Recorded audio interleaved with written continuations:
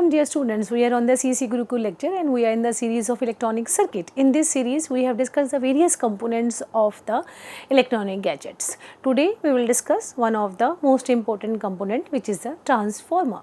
Transformer, you always listen that we use a transformer when we talk about the electricity. So today we will discuss the what is a transformer, how it works, what is the principle of working of transformer, how many type of transformers are.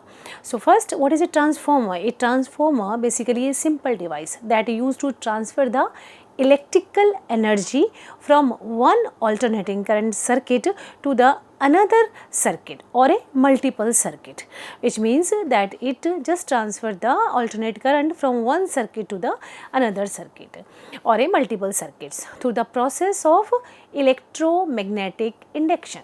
So a transformer works on the principle of electromagnetic induction to step up or step down the voltage. It means when we are transferring the alternate current, then we are transferring the through the electromagnetic induction that work on the step up or the step down voltage. A transformer either increases the AC voltage, that is the step up transformer, or it will decrease the AC voltage, that is the step down transformer. When it is increased, then it is the step up transformer. When the AC voltage decreased, then it is the step down transformer. So a transformer which is normally utilized in the transmission and distribution of alternating power is fundamentally a voltage control device. As you see that it is a transformer either increase the AC voltage or decrease. It means it is changing the it will vary the voltage. So it is basically a voltage control device. Transformer is a voltage control device. So transformer are used for a wide range of the purpose, which is including the increase the voltage from the electric generator to enable the long distance transmission of the electricity and decreasing the voltage of conventional power circuit to run the low voltage devices like doorbell, or we can say the toy electric trains. So we can increase the voltage or we can decrease the voltage. We can transform from one stage to the another stage. Transformer are the electrical devices consisting of two or more coils of wire used to transfer the electrical energy by means of changing the magnetic field. This is one of the definition of the transformer. The transformer is a static electrical device. Static, it means it is not varying. So it is a static electrical device that transmit the AC power from one circuit to the another at a constant frequency, but voltage level may be changed. Voltage level may be decreased or increased. So transformer basically a static electrical device that transform AC power from the one circuit to the another circuit at a constant frequency, and the voltage level be unchanged, implying the voltage can be decreased or increased depending on the requirement. Transformer has no internal moving parts and are typically used because a change in the voltage is required to transfer the energy from one circuit to the another circuit by means of electromagnetic induction. So one of the main reason that we use the alternate AC voltage and the current in our homes and the workplaces is that the AC supply can be easily generated at a convenient voltage, transformed into the much higher voltage and then distributed around the different parts using a grids of the pylon and cables over the long distances also. So how it is named transformed? Because we are having the AC supplies can be easily generated at a convenient voltage and it is transformed into the into much higher voltage and it is distributed, means changes from one place to the another place. So, the reason for transforming the voltage to a much higher level is that higher distribution voltage implies a lower current for the same power. Therefore, lower means I square R loses along the networked grid of the cable, that we will further discuss. These higher AC transmission voltage and the current can then be reduced to much lower. It means at a higher AC transmission voltage, current can be reduces at much lower, safer and usable voltage level, where it can be used to supply the electrical equipments in our home and workplaces. So, a transformer just provide the lower current as compared to the higher transmission. So, all this is possible because of the transformer, basic operation of the voltage transformer. So, the voltage transformer can be thought of an electrical component rather than an electronic component. So, a transformer basically is a very simple stationary electromagnetic passive electrical device that works on the principle of Faraday of induction or electromagnetic induction by converting the electrical energy from one value to the another value. So, transformer does this by linking together two or more electrical circuit using a common oscillating magnetic circuit which is produced by the transformer itself. Means transformer can connect the various devices. So, a transformer basics operate on the principle of electromagnetic induction in the form of mutual induction. What is this mutual induction?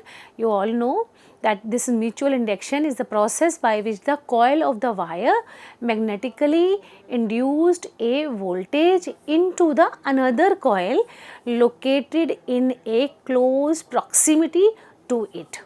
So, then we can say that transformers work in the magnetic domain and transformers get their name from the fact that transform one voltage or current level into the another voltage or the current level. So, transformer are capable of either increasing or decreasing the voltage, current levels also increase or decrease of their supply without modifying its frequency. It means its frequency will be not change, or the amount of electrical power being transferred from one winding to the another via the magnetic circuit. Winding, just we have the number of coils which is wound around the circuit. So, a single phase voltage transformer basically consists of the two electrical coils of the wire, one called the primary winding and another called the secondary winding. So, we can discuss further that what is a primary, that side usually takes the power, and the secondary side that usually delivers the power. Primary which will take the power and the secondary will deliver the power. So, we can say in a single phase voltage transformer, the primary is usually the side with the higher voltage. So, if we talk about these two coils are not a electrical contact with each other, but they are instead wrapped together around the common closed magnetic iron circuit, that is called the core, that we will discuss in the part of the induction how it is work. So, this soft iron core is not solid but made up of individual laminations connected together to help and reduce the core magnetic losses. So, in case of the primary and secondary windings, the electrically isolated from each other but magnetically linked through the common coil, allowing electrical power to transfer from one coil to the another coil. So, when an electrical current passes through the primary winding, magnetic field is developed which induces a voltage into the secondary winding, and this transformer basically operate on the principle of the magnetic induction. You can see in the diagram. Here we are having a primary coil, and right hand side we have the secondary coil, and in between that there is a core, transmission core, that is connected, through which they are these two coils are connected. So you see on the screen we are having a VP, that is a left hand side we are having the two dots that represent the primary voltage. Right hand side where we are having a secondary coil which will give the Vs, that is the secondary voltage. NP is the number of the primary windings, and Ns is the number of the secondary windings, and phi is the flux linking the windings, and phi is the flux that linking the windings. So this is the transformer construction, how we will do. And the two coil windings are not electrically connected, as you have seen these two wires are not electrically connected, but they are connected through the they connected but are only linked magnetically. So a single phase transformer can operate to either increase or decrease the voltage applied to the primary windings. So this is a basic representation of the transformer.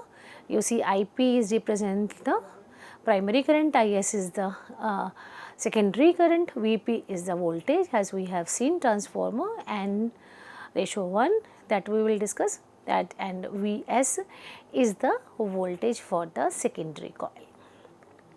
Now you see this is the symbol, this is a transformer symbol. You see that left hand side that is the primary coil and secondary coil, in between that we are having a two lines that represent the magnetic core, and this is the, or we can represent in the circuit diagram by using these symbols, that is the Vp and Vs. These are the transformer symbols.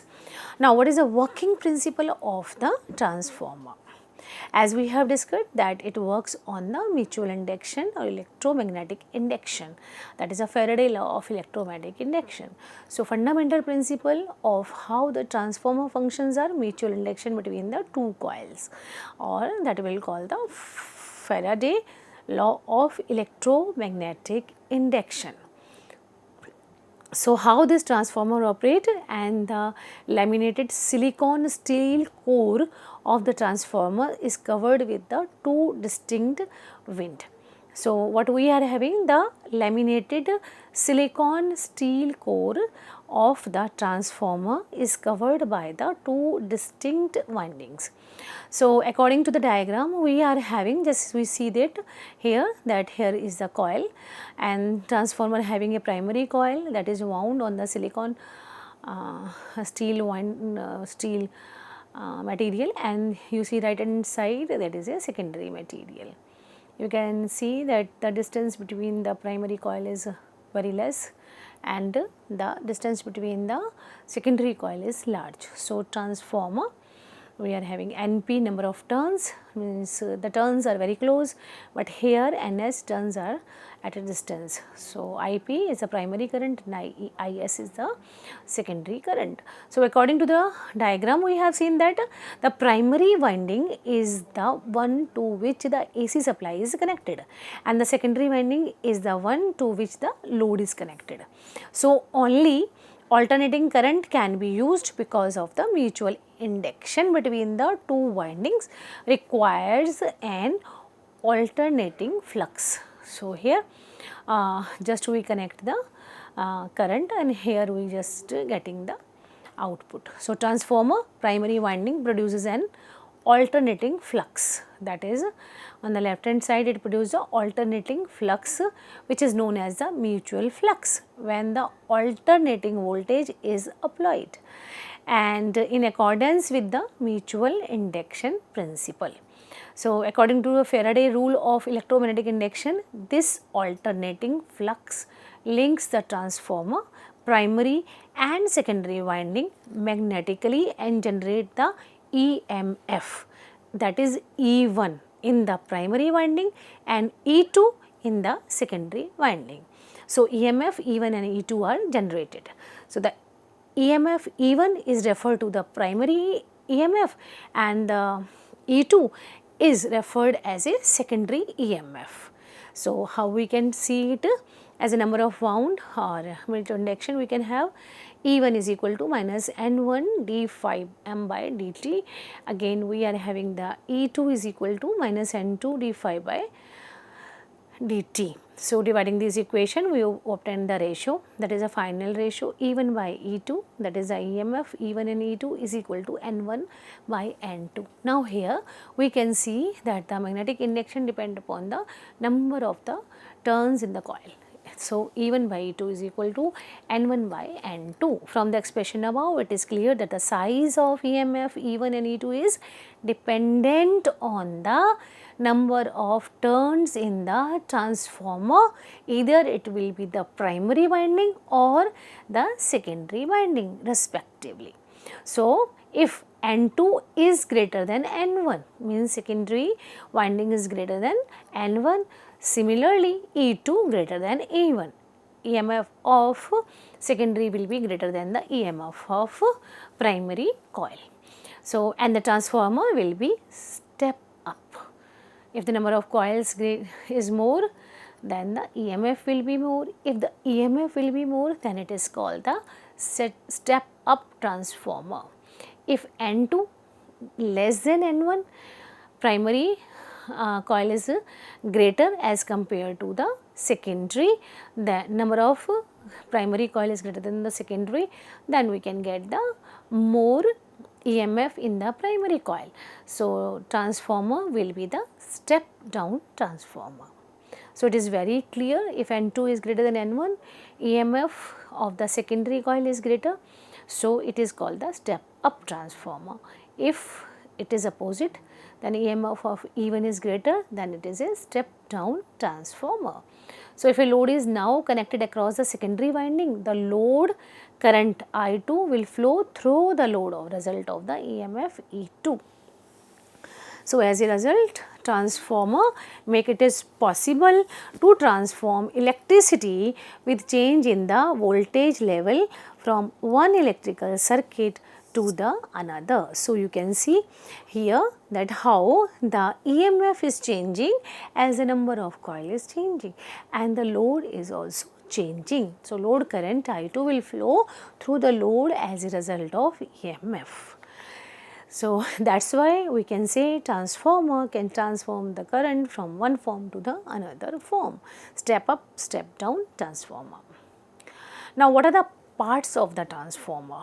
We have seen that how many parts the transformer have. There are main three parts. The major consists of the three parts. Number one is the core, and second part is the winding, and third part is the insulation agent. So, first we discuss the first part, that is the core. So, what is this core?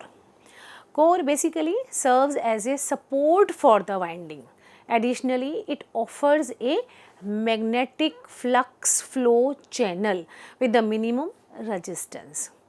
So, as we have seen in the image that you have seen, there is a box, the winding is looped around the core. So, to cut down the losses in the transformer, it has a laminated soft iron core.